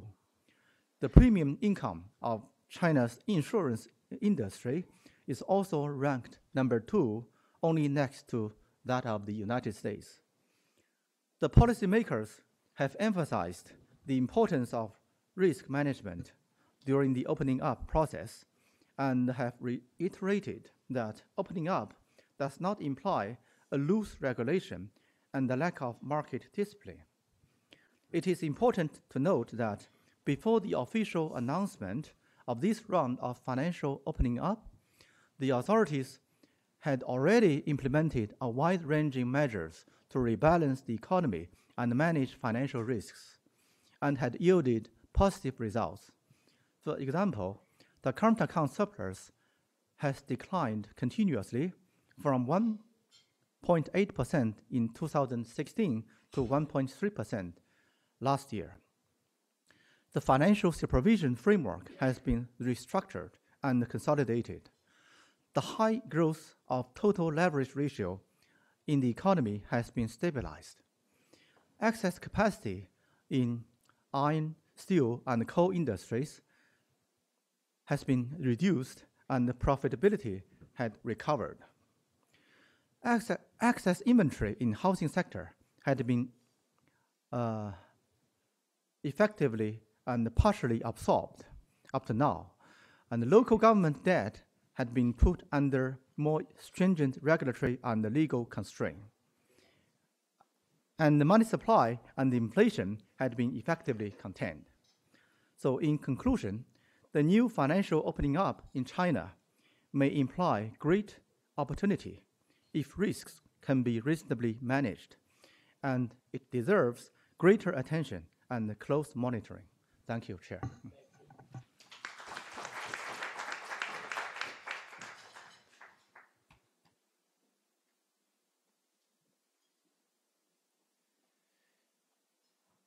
I'm going to talk about the relationship between the financial sector and the real economy. This panel is supposed to be on financial opening up, but I want to contrast. And my basic idea is that, yes, the third plenum in the fall of 2013 laid out this very ambitious reform agenda that covered many, many issues. And I think in the financial sector, there has been substantial progress. And Mr. Jin iterated and laid out some of this. And some things he didn't mention, for example, like interest rate liberalization, the caps on interest rates paid on deposits and loans, and the floors and the caps have been eliminated. He did mention the opening of the domestic bond and foreign exchange market to international financial institutions, sovereign wealth funds, commercial banks, and so forth, which paved the way for the inclusion of the RMB in the SDR basket. He mentioned the Bond Connect and the various mechanisms of QFII, QDII, and so forth that allow somewhat greater flows of assets in and out of China, investing in equity and bonds, and a more flexible exchange rate, which we've certainly had over the last few years since the third plenum in 2013. On the other hand, I think the reforms in the real economy have stalled. And I just want to review some of the evidence here. This is official data from the Ministry of Finance that shows us the trends in return on assets for state companies. And you can see the Zhurongji reforms. I can't remember what. Yeah, the Zhurongji, if you take this back to the late 90s, the returns were very low. Then they rose quite rapidly as a result of the Zhurongji reforms that were initiated in the late 90s, which introduced a lot of new competition, China's entry into the WTO, which doubled down on that. So you had a big improvement in the productivity of state companies. But since the global financial crisis, as you can see, there has been a steady decline in the productivity of state companies. In the industrial sector plus construction, the decline is, I think, something in the neighborhood of 3/4. For service companies, it's down by about 2/3. We're under 2% returns for both of these major parts of the Chinese economy. Actually accounts for about 90% of GDP. Then Chad was mentioning the problem of state-owned enterprises. Here's the data on the share of state-owned enterprises that are losing money. Before the financial crisis, it was in the neighborhood of 45–50%. It's come down a little bit over time, as you can see, but the magnitude of the losses of these companies has increased dramatically. The losses actually in 2016 were 8 times what they had been in 2005. Of course, GDP has expanded dramatically, so the increase as a share of GDP is much less, but it's still doubled. One of the reasons one is worried about these companies are not very successful exporters, but they certainly sell a lot of inputs to downstream companies that do export, and so the buyers of those inputs have some advantage in that the costs of the production of the inputs are not being covered by the prices that are charged. Then I want to look specifically at this universe of firms that's under the State Asset Supervision and Administration Commission. This is a group started out of around 200 firms at the central level, so-called central SASIC. It represents about 1/5 of all the companies, of non-financial companies administered at this central level. It's much bigger than 200. There are thousands and thousands of companies because most of these are holding companies or group companies that have, in many cases, dozens of subsidiaries, and in many cases, a number of them are listed. So what has happened in this universe? In this universe, they have merged a lot of companies. They've gone from about 196 companies now down to about 98. And they've merged firms in the same industry. So they used to have 2 major rail car producers. They merged them together. They used to have 2 major shipbuilding companies. They merged them together. And I could go on. The whole point is competition is being reduced. The incentive for innovation is undermined. And any interest in cutting costs is pretty much eliminated. And you can see what's happened over time. The return on assets of this group of companies has gone from something in the neighborhood of 6 to 7% just before the financial crisis. It's now down in the neighborhood of about 2.5%. And this group of firms has had an enormous claim on resources. You can see the assets of these firms have gone from around 10 trillion RMB before the global financial crisis. And the nice thing about these data is they go all the way through to the end of 2017 to about 55 trillion at the end of last year. So it's about a 45 trillion increase in assets. If you add up all these numbers on pre-tax profits and assume that these companies are all paying 25% corporate income tax, their retained earnings could finance 1/4 of the increase in their assets. In other words, they've borrowed massive amounts of money from banks, issuance of bonds, and so forth, even though their performance has steadily declined. And you can see the result also in the final column where the ratio of liabilities to assets, assets have had a 5-fold increase, but liabilities to assets has gone up even faster. So this universe of firms clearly has a very large claim on financial resources of the economy and generating very, very low returns. My final slide is just looking at what's happened to the flow of bank credit. You can see before 2012 or through 2012, private companies were getting about half of all the credit flowing to non-financial corporates. But starting in 2013, gradually and then more dramatically, the share of lending going to state companies has gone up. Xi Jinping has consistently talked about the need to support state companies, to not have them disappear, to make them bigger, and they've certainly gotten much bigger, as we saw on the previous slide. The assets have gone up by 5-fold, and the number of companies has been cut in half. So the assets of these companies today is 10 times what they were in pre-financial crisis. So they've certainly gotten much bigger, but their financial performance has gone down. So this, again, demonstrates that the state sector has gotten an increasing claim on resources in China. So my real question in terms of opening up the financial sector, Mr. Jin gave us a very good summary of the very limited extent of foreign financial institutions in China. I think that potentially could change, particularly a much greater role for foreign banks. They'll be able to do branching much more rapidly. In the past, there are a couple hundred foreign banks operating in China, but they have a lot of restrictions. They have to get a license every time they want to open a new branch, anytime they want to offer a new product. So they've been very, very constrained, so their share of assets has gone down. If they follow through on the commitments that they've made to liberalize, to treat foreign banks and domestic banks in a similar fashion, I think there's a potential that the foreign footprint of financial institutions, particularly in banking, but also in asset management, will increase very substantially. So I guess my view is that this should be an occasion for an acceleration of the reform of state-owned enterprises.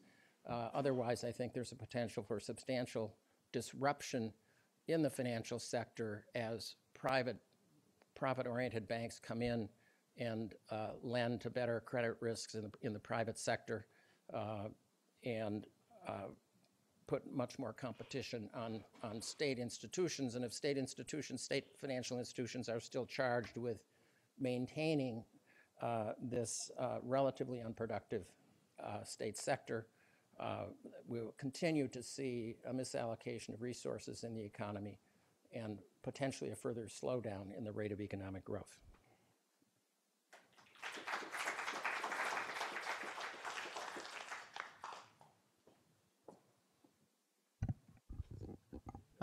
Ladies and gentlemen, good afternoon. It's my great pleasure to be here.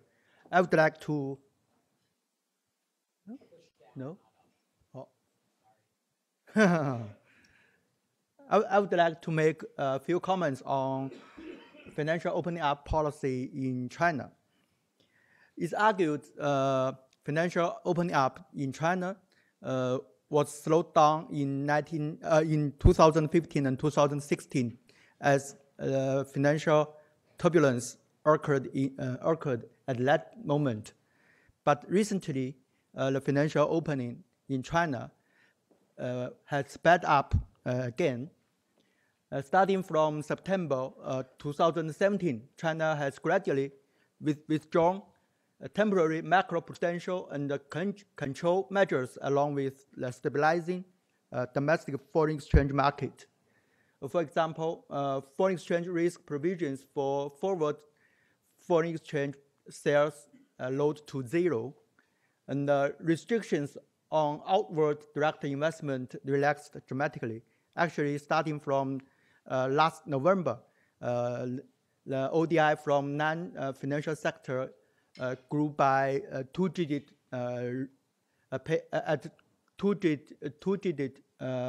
pace. And also, at the beginning of this year, the counter-cyclical factor in a fixing price formation mechanism was suspended. And also, recently, SAFE restarted QD, QDLP, QDIE, RQD quota approval. And at the Boao Forum for Asia in April of this year, Governor Yi Gang elaborated the measures and the timetable for further financial sector opening up in short run. I will not go into details. In my opinion, there are four main features of this round of financial opening. The first one is the restore of neutrality of regulatory policy. The implication of policy neutrality is impartially in policies respecting market choice or market results on the established rules. It means there is no too much new policies, just on the existing policy framework. But policy neutral does not mean the position for authorities on specific exchange rate levels. There is some misperception by market participants. Some market participants interpret the policy neutral as the specific level of exchange rate. The second feature is adhere to serving the real economy. The opening of financial sector to outside world is not exactly the same as financial opening, and the foreign-funded financial institutions operating in China still need to comply with domestic financial and foreign exchange regulations. They are still subject to financial and exchange regulation. The opening of the financial sector to the outside world will help improve domestic financial services. As Dr. Jim mentioned, the financial sector is a competitive sector or competitive industry. The third one is adhere to the gradual opening path. The financial sector opening up has a roadmap and a timetable. Pipeline opening is the main way for opening up financial transactions. The last one is adhere to the principle of coordinated promotion of reform. Actually, at the National Financial Work Conference held in last July, China's government emphasized the further opening up financial sector should comply with the sequencing the reform appropriately. And also at the Boao Forum, Governor Yi Gang emphasized the three principles of opening up. The opening of financial sector to the outside world will be coordinated and jointly promoted with the exchange rate formation mechanism reform and capital account convertibility process. So this round of financial opening up in financial opening up is going with the improvement of exchange rate system reform. The implication of RMB exchange rate regime reform laid in three aspects. The first one is to improve exchange rate adjustment mechanism, such as optimize fixed price formation mechanism, widen or even abolish floating band. Actually, at the beginning of this year, as I mentioned before, the authority suspended the counter-cyclical factor. The third aspect, the second aspect is to accelerate development of foreign exchange market by expanding market participants, relaxing trading restrictions, and enriching trading products. The third aspect is rationalizing foreign exchange supply and demand. Actually, the administration policies is returning to a neutral stance. And it's very interesting. This year, two-way fluctuations of RMB exchange rate is evident. In the first quarter, with dollar fared by depreciated in international market, RMB exchange rate against dollar appreciated by 3.9%. And in April and May, with dollar appreciated again in international market, RMB exchange rate weakened against dollar in domestic market. And the three RMB exchange rate indices appreciated simultaneously. at this moment, RMB exchange rate is playing its normal role of level. In first quarter of this year, when RMB exchange rate appreciated against dollar, it witnessed the willingness of the market for selling foreign exchange reduced dramatically. But the purchase of foreign exchange increased relatively. And in April and May, when RMB exchange rate against dollar weakened again, it witnessed the willingness of purchase of dollar, a purchase of foreign exchange decreased, but sale of foreign exchange increased. So it did not create or lead to another round of panic in the market when RMB exchange rate depreciated again, along with the dollar appreciation in international market. And also, this round of financial opening is going along with the addressing of financial risks. And in 2015 and 2016, China experienced persistent massive short-term capital outflows. In 2015, based on the BOP data, net short-term capital outflows was almost two times of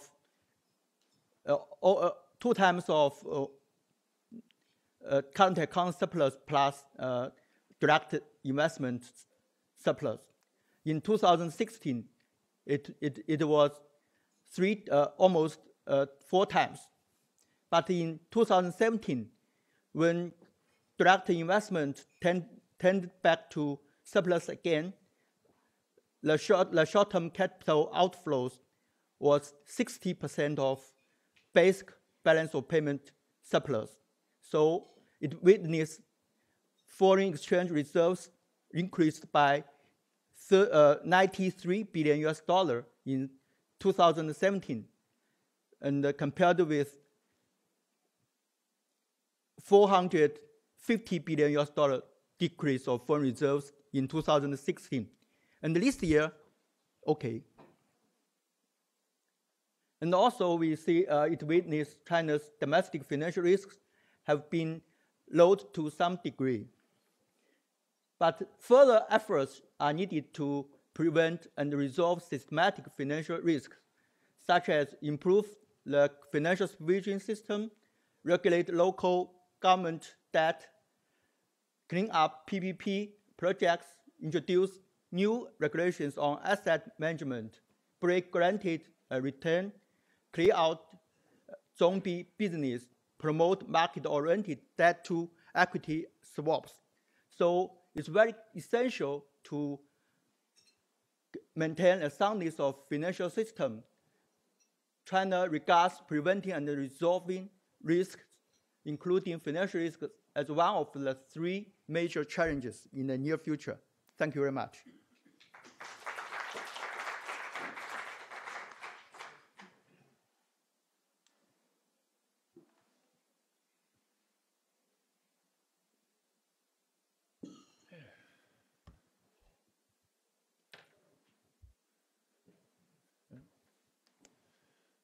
Okay, all right. Let's see if I can figure out how to use this thing.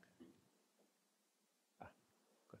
Okay, so I'd like to talk about how China's exchange rate policy should evolve going forward, and I titled it A Stability-Oriented Exchange Rate Policy for China, but in many ways I think this is really sort of how I think all countries should really think about exchange rate policy. So really, what should we think about when we think about exchange rate policy? China long focused on a stable exchange rate between the yuan and the dollar, but lately it's moved to looking more at a broader basket of currencies. Now I have plot here, the solid line is the dollar bilateral exchange rate, and the dashed line is one measure of the real effective exchange rate. This is from JP Morgan, but other measures don't look too different. And key point here is just that, as you can see from the solid red line, we had long periods of either fixed values or smoothly appreciating values. And then in the past few years, we have more flexibility in that rate. That's what Guantao just mentioned. And I think there's been some switch in the government's focus towards more of the weighted exchange rate, which is the dashed line. But that also is getting more variable too, and I think that's a good thing. But I think in particular, what I see out of this chart is that there is an upward trend in the real trade-weighted exchange rate, which I think will continue as long as China is growing faster than everyone else. But I think what is more important than stabilizing the real exchange rate is really worrying about trade imbalances or current account imbalances. These are what probably should be more the focus. Now, I don't want to say that you can target them precisely, but they're something you should be focusing on more. And ideally, you would like to keep those from deviating too far from a reasonable norm. And the norm the IMF presents for China is around zero, a trade balance of around zero. And then I would leave monetary and fiscal policy free to stabilize inflation and employment, as China is doing.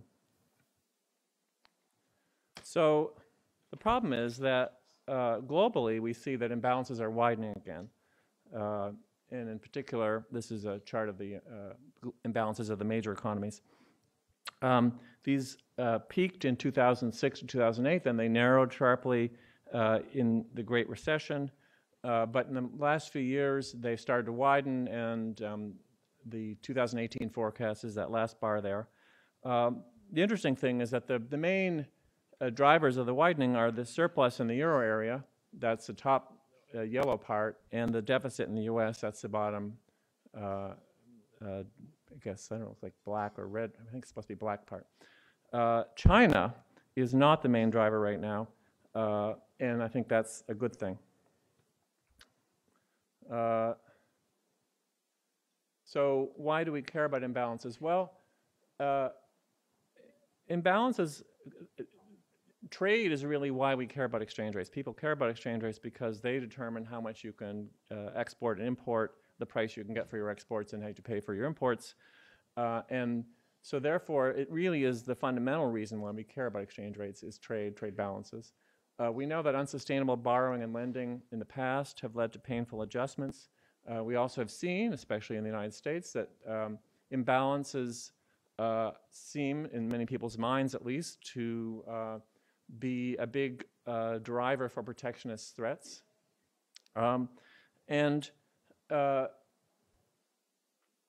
What we know, what my research has showed, is that the two policies that really have a big effect on imbalances are foreign exchange intervention and a fiscal policy.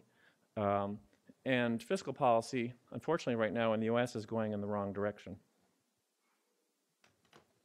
So, but what should China and other countries, how should they think about their foreign exchange policy? Well, I would propose something like the reference rate strategy that my former colleague John Williamson proposed a decade ago, that we should target foreign exchange intervention to the projected current account about 1 or 2 years ahead. Now, again, I don't want to imply that intervention is going to exactly pin the current account exactly down to any particular value, but the point is that should be a signal as to whether you should buy or sell. If your current account is above a certain threshold, you should sell and not buy foreign exchange, and if it's below, you should buy and not sell.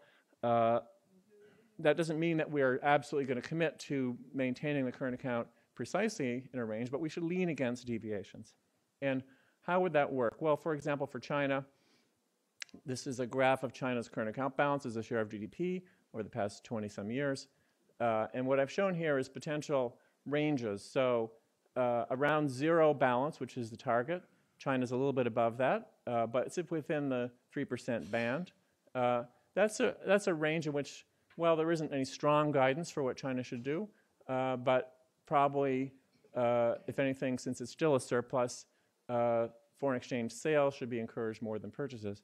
Now, in the past few years, China has been selling foreign exchange a lot to resist downward pressure on the renminbi, and that's a good thing. But more recently, as Guantao said, actually there seems to be some small purchases recently. I'm not quite sure why that's been allowed to happen. It's not alarming, it's not a high level, but still it's a little puzzling to me why they've moved in that direction. Anyway, so this would be sort of guidance for what your exchange rate policy should be doing. It should be leaning against the wind to try to keep the current account from being too wide, without putting any restrictions on exchange rate flexibility, which China is correctly moving to increase. So then that leads to a question, well, what about minimum reserves? When would you, do you have to worry about, China has to worry about having enough reserves? Well, I think China has far more than enough reserves. I show here some metrics. So the thin solid line on the top is China's net official assets. That's all their reserves plus their sovereign wealth fund minus any government external debt.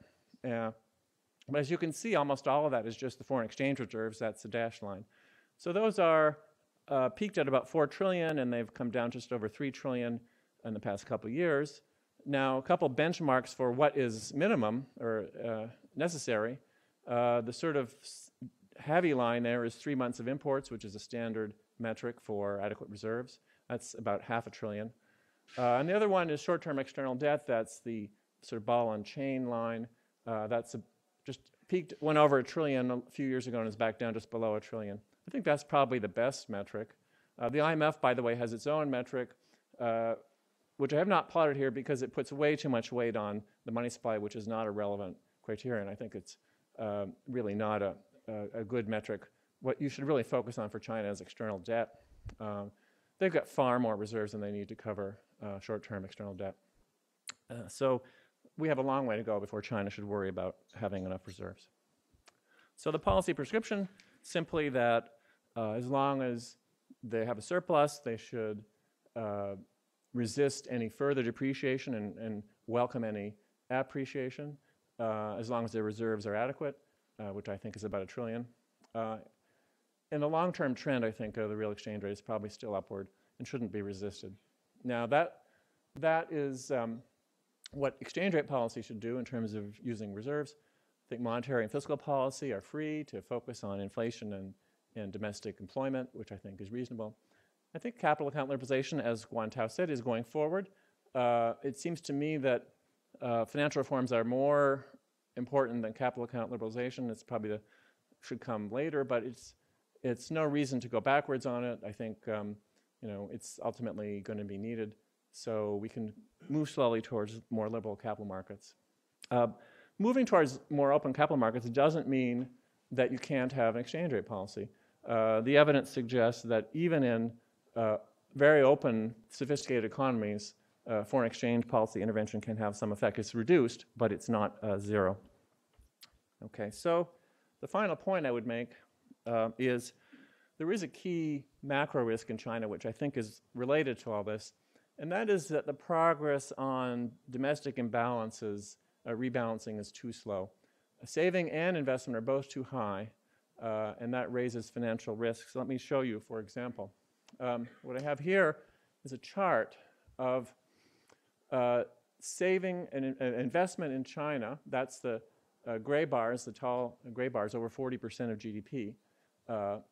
And the forecast is the part beyond the dashed vertical line. That's the IMF's forecast up to 2023.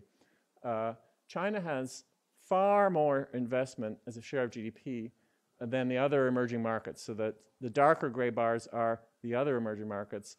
And you can see China is just way above continuously. Now, maybe China should invest more than the other emerging markets because it's growing faster. Fine, but if we compare it to two emerging markets that grew even faster in the past than China is now, we can look at Korea in 1980-97. That's the red line. That's the average investment rate in Korea at its period of high growth, which was higher growth than China has now. And the yellow line is Taiwan during its period of high growth, also higher than China has now. And what you see is China is investing even more than these other Asian economies that were growing even faster than China at those times. So I do worry that what's going to happen is if you invest too much, you're going to run out of profitable opportunities. As Nick showed, the state-owned enterprises are already driving down the profit rate on that investment. This is the kind of thing that happened before Japan's bubble and crash in the 90s and Korea's bubble and crash in the late 90s. I think it's a worry for China going forward. So I think this is a key risk. I think the risk is that if there is a sudden decline in investment because it becomes less profitable, then there would be a big recession in China and there'd be a temptation to allow exports as the way out. I think what we really want is consumption as the way out. We want to increase consumption in China to offset the investment so they don't need a change in external balance. And expanding a social safety net would be the way to do this. IMF research, I show here in a couple papers, shows that this is a very powerful boost to consumption, not only in China but around the world, but also in China. One proposal in the latest IMF Article 4 for China, which I think is a good one, is to take state-owned enterprise revenues, use them to finance pension and healthcare instead of investment by those same SOEs. This is budget neutral, doesn't raise their deficit. It just says we're not going to invest, we're going to consume, and the government can do that. It seems like it's a win-win for China and the world. So finally, to conclude, China values stability. Stabilizing current account imbalances, however, I think is more important than the particular value of the exchange rate. It's why we care about the exchange rate. Keep monetary policy and fiscal policy free to stabilize the rest of the economy.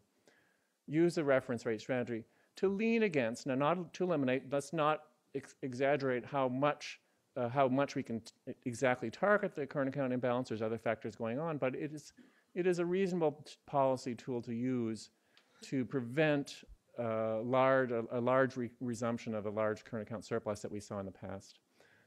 All in the framework of allowing greater exchange rate flexibility over time, as Guan Tao said. Capital account liberalization is good, but I wouldn't rush it. Thank you.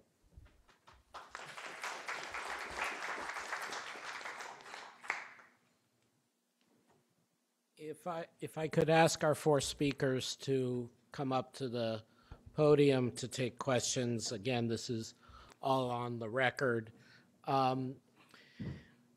There's a moving microphone up front. There is a standing microphone at back. Please identify yourself when asking a question.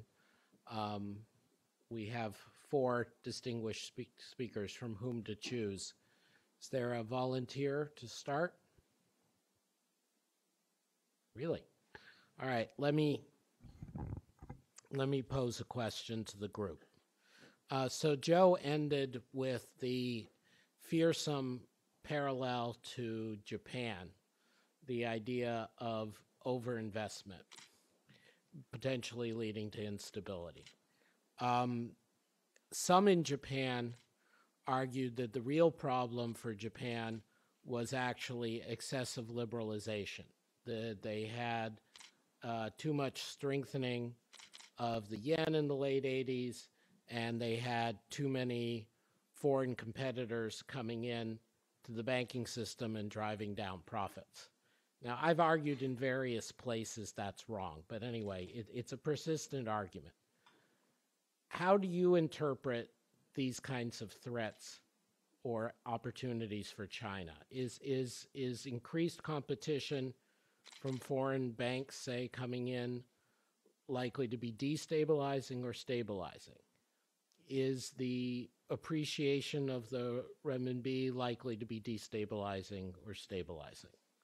Why don't I start with Zhangxia? Thank you. Thank you. So you have actually two questions. One is the overinvestment. Another is the potentially destabilizing factor. On the investment, I think China's investment ratio is high, but I have another angle of observation, because the speed of aging in China is very fast. So given the higher aging process, faster aging process, maybe a higher investment and higher saving rate is justifiable. But we can debate on that. So on the liberalization, the foreign competition, because of the liberalization, I think the key is that we should establish a good supervision framework, so that for whatever competition, wherever competition come from either domestic institution or foreign institution, the risks can be kept under well control. Nick? Well, I think Junxiao makes a good point that China's savings rate is temporarily very high, partly because of demographics, and I think IMF research shows that, well, you already saw in Joe's diagram that the investment rate is coming down, maybe not rapidly enough, but the savings rate is likely to come down substantially over the next 5 to 10 years, partly because of the build-out of the social safety net, which is still, I think, very strong, and partly for demographic factors. So I think they're moving. I think they're moving in the right direction. I don't share the view that they're going to be running out of good investments. Remember, per capita GDP is at about even at PPP terms, is only about a fourth the level of the U.S. So it's hard to believe that they're out of good, potentially good investment possibilities. In terms of the liberalization of finance, I think China does need to step up the pace of liberalization and reform of the real part of the economy. And if they don't do that, and foreign financial firms come in, they can put enormous pressure on domestic financial institutions, which are either voluntarily or for political reasons being forced to lend a lot of money to underperforming state-owned companies. So I think that is a risk, and I think the domestic real economy reform needs to be substantially accelerated. Tao? Yeah, it's very interesting. Actually, before we came to Washington, D.C., we visited Tokyo. Yeah, over the past several days, visit many financial Japanese institutions. We try to learn experience and lessons from Japanese friends, how to deal with bilateral trade relationship with U.S. The Japanese friends told us that there is lessons for financial liberalization during 1980s. They argued the liberalization of interest rate posed pressure for domestic banks to extend excessively lending to domestic economy, domestic enterprises. So it created overcapacity and asset bubble. Less lessons for them.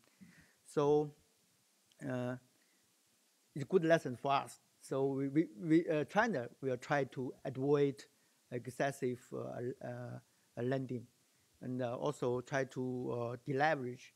That's exactly what the Chinese authority wants to do.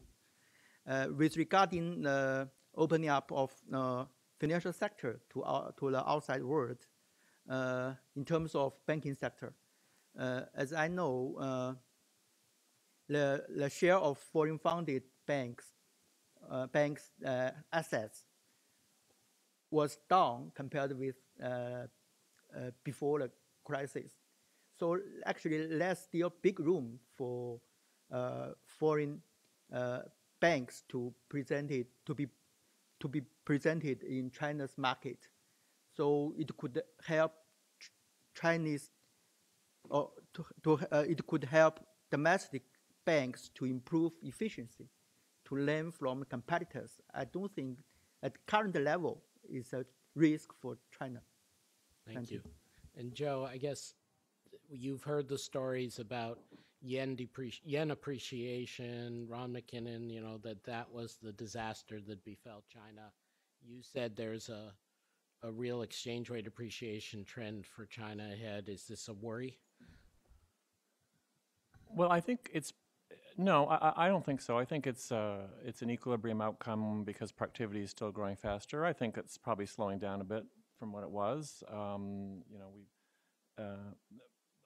I think on the, if I could make, on this issue of whether foreign banks entering in would increase competition to lend excessively internally is an interesting hypothesis, and I don't know how much, I honestly don't know in Japan how important it was. I suspect it wouldn't be empirically important in China because I just can't see that foreign banks would get that large that quickly. It's such a big economy. But that's more about the source of the excess investment. My concern is, well, whatever is driving the excess investment, it's too much, and so that doesn't change that concern. Now Nick did raise the point, well, they're still so far behind the U.S. in terms of productivity that there's bound to be good investments in China, and I do agree with that. I think two things, though. There may be bottlenecks into how fast you can grow towards the U.S., and if you exceed that, you might have wasteful investment. Also, just many countries seem to run into trouble long before they get to the U.S. level of productivity, and I don't fully understand that. Thank you. Questions from the audience? Yes, please.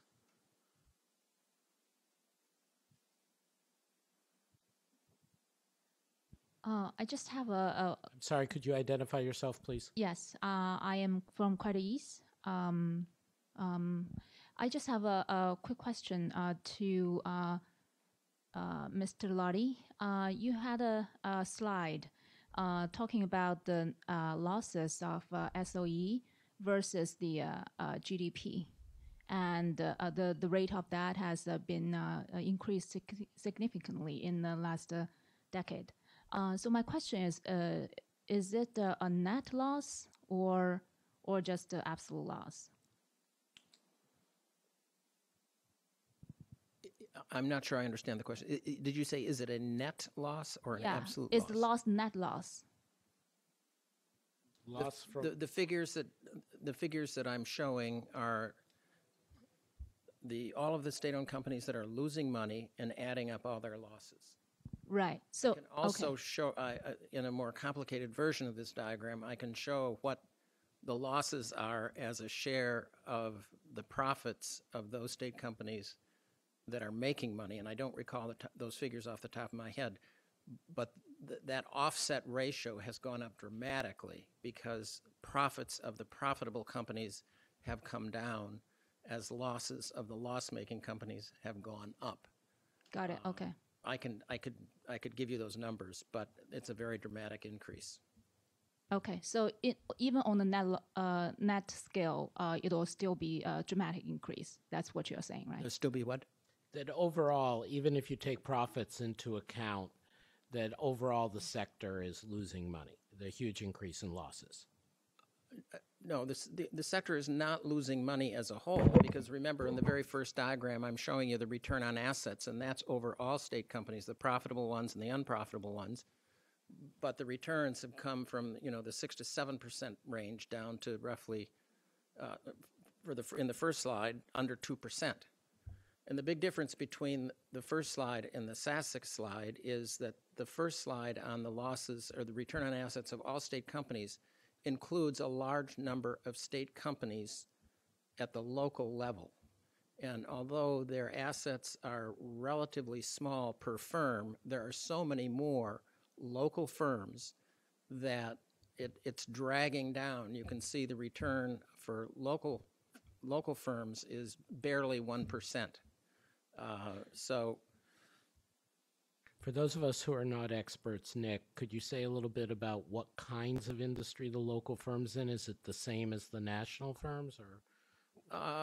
Well, in the manufacturing sector, the state has pretty much been displaced. About 80% of all the output is being produced by private firms, but state firms are still very, very dominant in upstream oil and gas, also very dominant in utilities, and also quite dominant, more than 50% in mining. So the state's companies are concentrated in those sectors. And then look to the service sector, it's very heterogeneous. Retail and restaurants and even hotels is mostly private, but a lot of other services are very heavily dominated by the state. And obviously the best example would be the financial sector, which we've been talking about today, where 95% plus of all the assets in the financial system are owned by the state. Whether it doesn't matter whether you're talking about banking or insurance or asset management, it's a very, very heavily state-dominated sector. Thank you. Another question, yes, please. The gentleman over there.